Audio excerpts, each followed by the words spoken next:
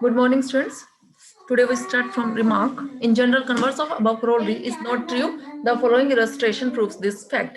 ऊपर जो हमने corollary की थी वो तो corollary क्या थी कि in an integral domain R with unity every prime element is irreducible, कि हर prime element जो है वो irreducible है, लेकिन इसका कन्वर्स होल्ड करें वो जरूरी नहीं है। इसको हम यहाँ एक एग्जांपल देके शो कर रहे हैं।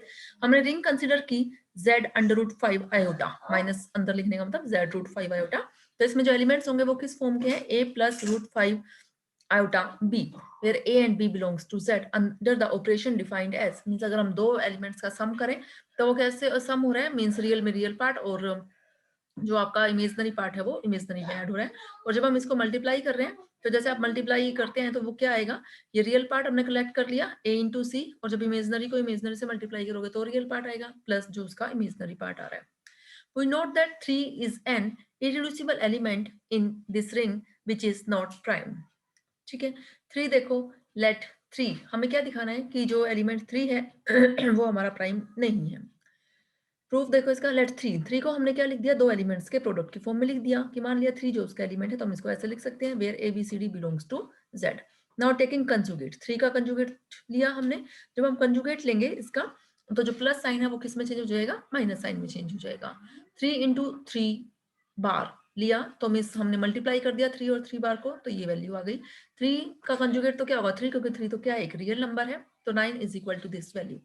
तो यहाँ से अब देखो ये पॉसिबिलिटी क्या है, ये 9 जो हमने यहाँ लिखा है में से किस किस का प्रोडक्ट हो सकता है, 1 इंटू 9 हो सकता है, या फिर ये 3 इंटू 3 हो सकता है, या फिर 9 इंटू 1 हो सकता है, ये पॉसिबिलिटी हो सकती है। तो जो फर्स्ट फैक्टर है अब इसकी क्या वैल्यू पॉसिबल है, 1 हो सकती है, 3 हो सकती है, 9 हो सकती है।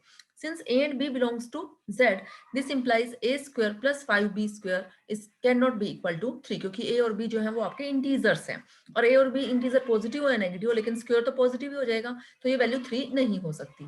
If a square plus 5b square is equal to 1, अगर इसकी वैल्यू 1 हुई तो इसका क्या मतलब हुआ कि a की क्या पॉसिबिलिटी हुई, इसका मतलब a स्क्वायर 1 है और b स्क्वायर आपका 0 है, b स्क्वायर 0 का मतलब b 0 है, और a स्क्वायर 1 है तो इसका मतलब a की पॉसिबिलिटी है 1 और -1 होने की। अगर इसकी वैल्यू 9 हुई then C square plus 5d square is equal to 1, तो इसकी वैल्यू क्या हो जाएगी, अगर ये मींस ये फर्स्ट फैक्टर अगर 9 हुआ तो सेकंड फैक्टर क्या होगा आपका 1, और सेकंड फैक्टर 1 होने का मतलब c की वैल्यू आपके पास प्लस माइनस 1 हो सकती है कुछ भी, और d की वैल्यू क्या होगी 0। thus 3 इज इक्वल टू 3 की क्या हुआ, 3 इज इक्वल टू क्या था आपके पास, 3 था आपके पास ये a plus under root minus 5 b into C plus under root minus 5 d, तो 3 की हमने ये वैल्यू लिखी हुई है।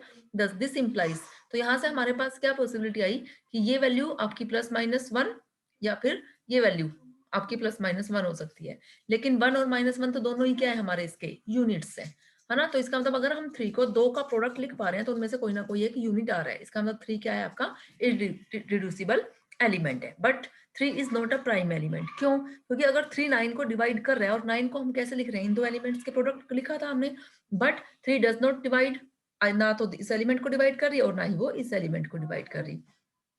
सिंस अदरवाइज अगर वो डिवाइड कर पाता, अगर 3 इसको डिवाइड करता तो हम इस एलिमेंट को क्या लिखते, 3 का मल्टीपल लिख पाते, तो हम इसको इस तरीके से लिख पाते, और यहाँ से अगर हम कंपेयर करें तो 2 क्या आ जाता आपका 3x which has no solution in z, यहाँ से क्योंकि अगर x की वैल्यू फाइंड आउट करो तो वैल्यू क्या आएगी 2/3 आएगी जो z से बिलोंग नहीं कर रहा है।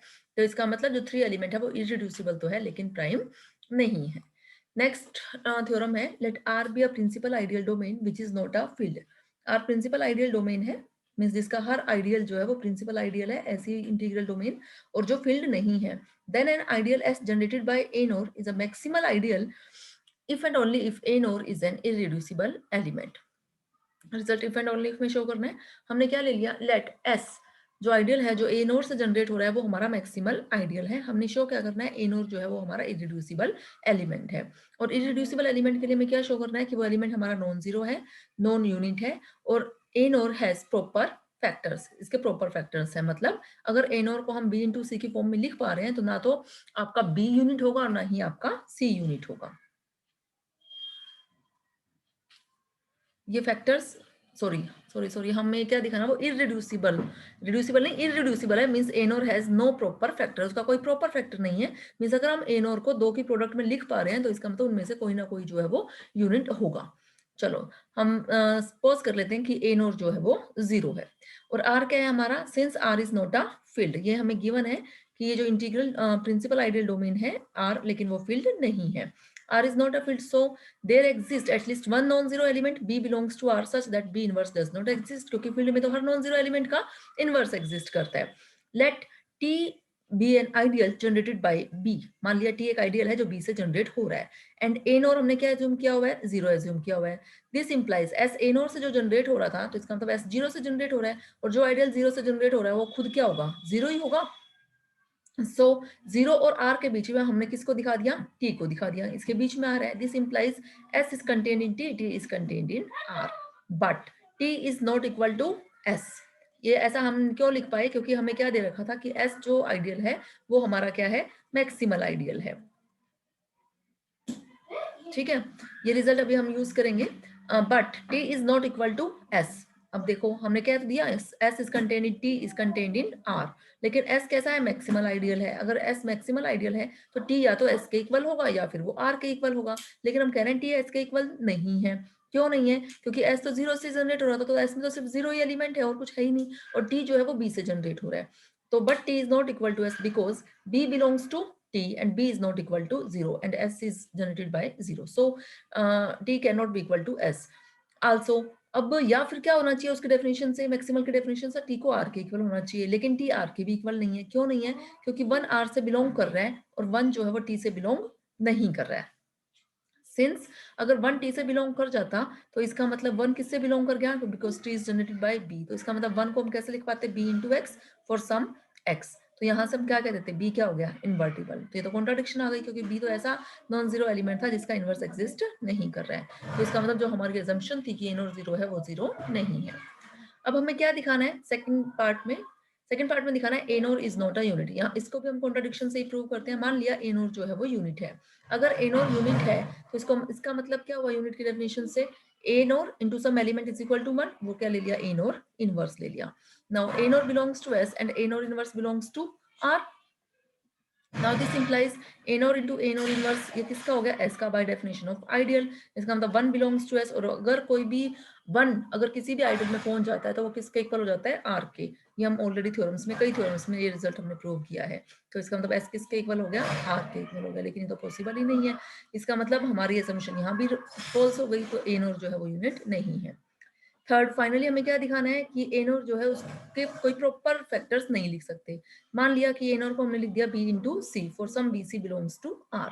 एस हमें क्या दे रखा है, मैक्सिमल आइडियल दे रखा है। मैक्सिमल आइडियल का मतलब एस और आर के बीच में और कोई आइडियल नहीं आ सकता। अगर एस और आर के बीच में और कोई आइडियल से टी आर है, say S is contain in T is contain in R, then either T is equal to S or T is equal to R होना पड़ेगा।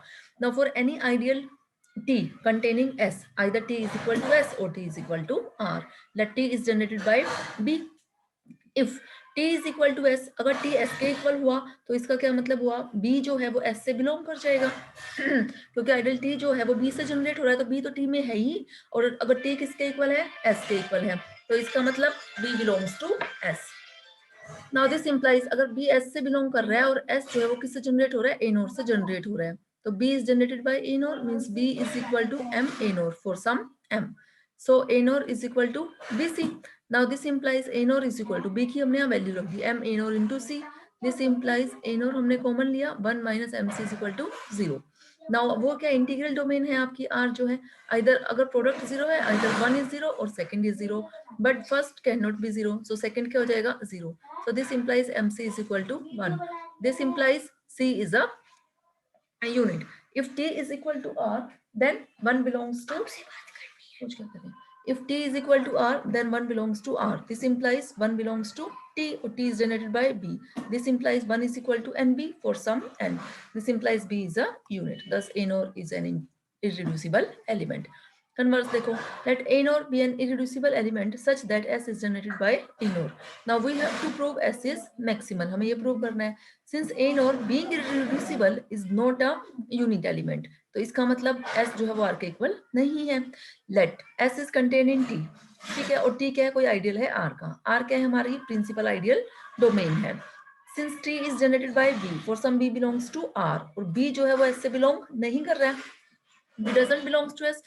क्यों, क्योंकि अगर B S से बिलोंग करता तो क्या हो जाता, बी एस किसके इक्वल हो जाता, टी के इक्वल हो जाता. Also ideal generated by A nor is contained in ideal generated by B because S is contained in T. This implies A nor is equal to MB for some M belongs to R. Since A nor is irreducible element, therefore either M is a unit or B is a unit. If M is a unit, अगर M unit हुआ तो unit की definition से B को हम कैसे लिख सकते हैं, M inverse A nor कोई भी belongs to S. लेकिन ये तो क्या आ गई, कॉन्ट्राडिक्शन आ गई. तो हमारे पास तो सिर्फ एक ही चॉइस बची, क्या, कि बी को क्या होना पड़ेगा, यूनिट होना पड़ेगा. This implies T is generated by B, इसका इक्वल हो गया आर के इक्वल. हेंस एस क्या हो गया आपका maximal ideal of R. Okay students, बाकी हम नेक्स्ट लेक्चर में डिस्कस करेंगे.